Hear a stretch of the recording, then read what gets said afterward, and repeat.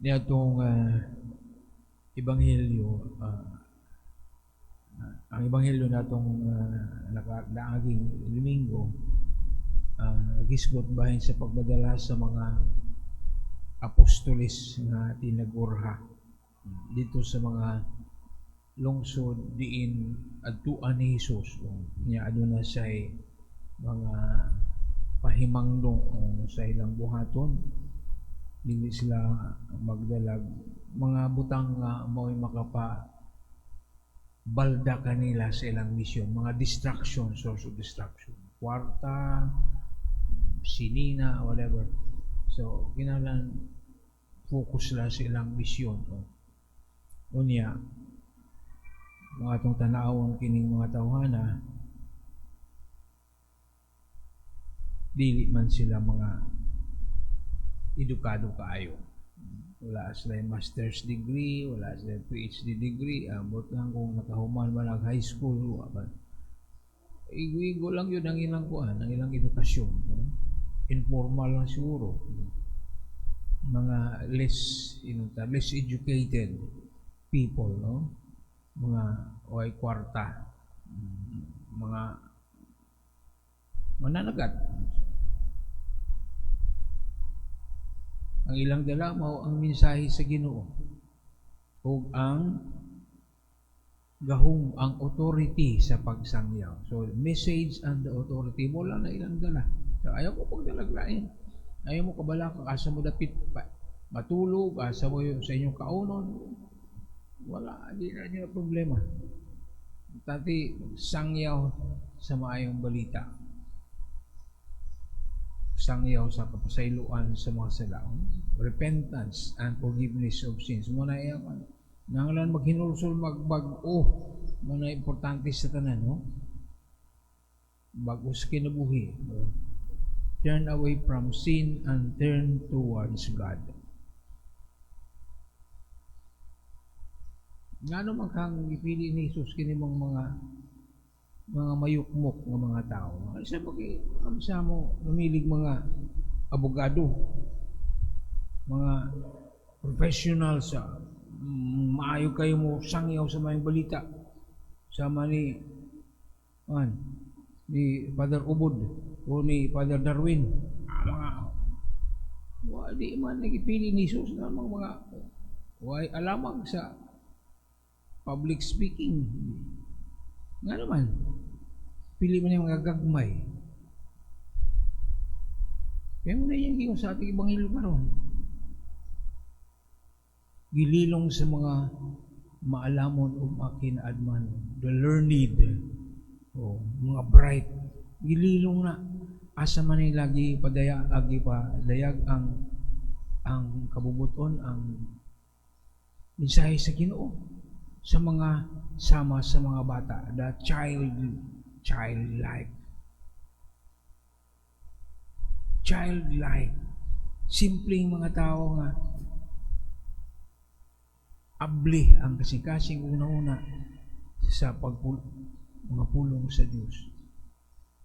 Gipili ang mga mananagat kay sila mga childlike. Dili sila sama sa mga pariseo o mga magtutudlo sa balaod na maalamon o makinaadmanon.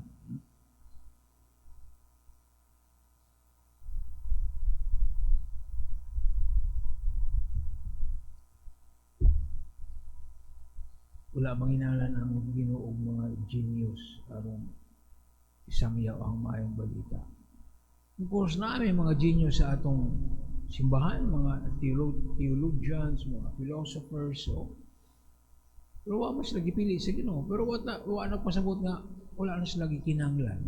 Lahat rin mga bright minds sa simbahan, mga Santo Papa, mga doctors of the church, mga santos. The original nga mga apostolis, wala yung mga doktor. Dili mga doktor of the church na nga itong di mga maalamon. Simply, kaya mo na ang requirements, you have to be childlike.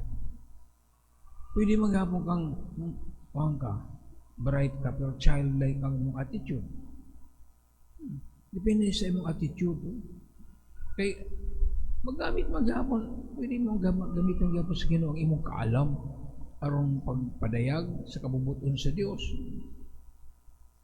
Ang importante yung attitude, being childlike, being dependent sa Ginoo. Wala nagbindi sa imong utok, sa imong kaalam. Usay ang kaalam, mga na'y babag. Sobra ka ka-bright, may mo na kang arrogante, you become proud, too proud of yourselves. Na, ikaw, sikat naman ka.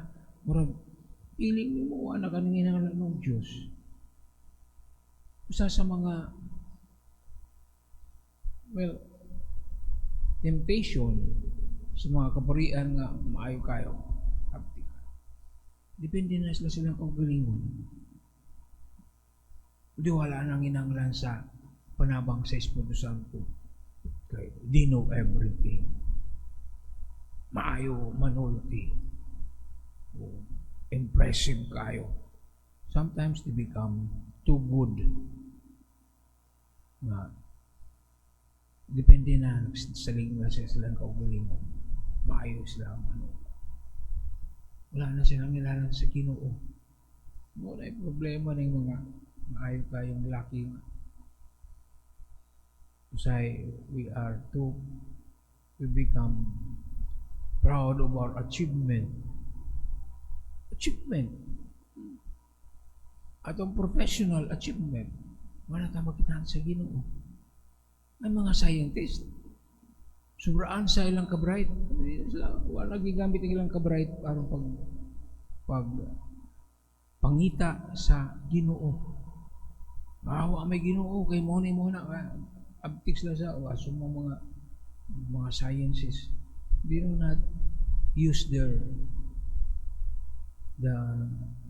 talent that God has given it to seek God in their life. Wala yung sa problema, di na sila childlike. Ang sample aning ang bugiro nga hari sa Assyria. Bilib na siya sa paglingon kay hari siya nasa dakong army. Kaya na niya buntugo ng mga kanasuran. Ningon ang Ginoo. Ano na bagoy gabas nga mas magpahambog kaysa gabasiro? Doon na bagoy anang martilyo nga mas hambugiro kaysa panday nga mo gamit kaniya. Ang Assyria gigamit lang sa Ginoo aron pag silot sa Israel kay mga gahig ulo sila. Unya ang instrumento sa Ginoo mo na mga hambugiro, kaya na nako. Gamana nako.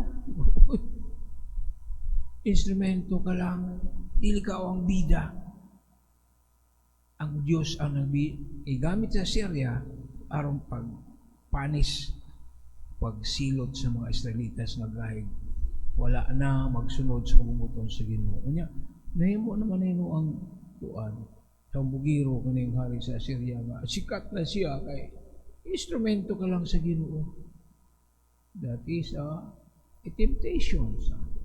Gamiton ta sa Ginoo nga instrumento para sa uban. Unya kay musikat na ta, feeling God naman ta. Tagaan tagahon. Feeling Diyos naman ta. Gamitin natin ang gahom. Gamanan ako. Kumabal.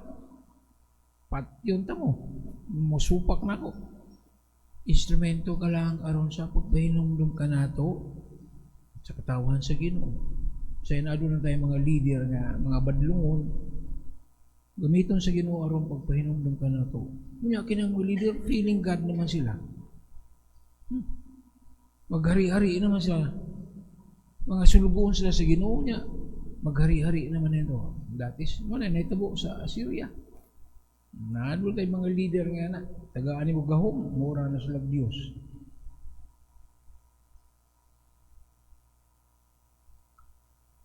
Warning, kita mga instrumento kung sa may atong mga achievements sa kinabuhi. We should be humble to accept we are only God's. We are servants doing the work of the Father. We should remain childlike even in the midst of our achievements our accomplishments in life kay kana dili na atoa gamiton nato na aron sa pag-alagad sa Dios o pag-alagad sa iyang katawhan.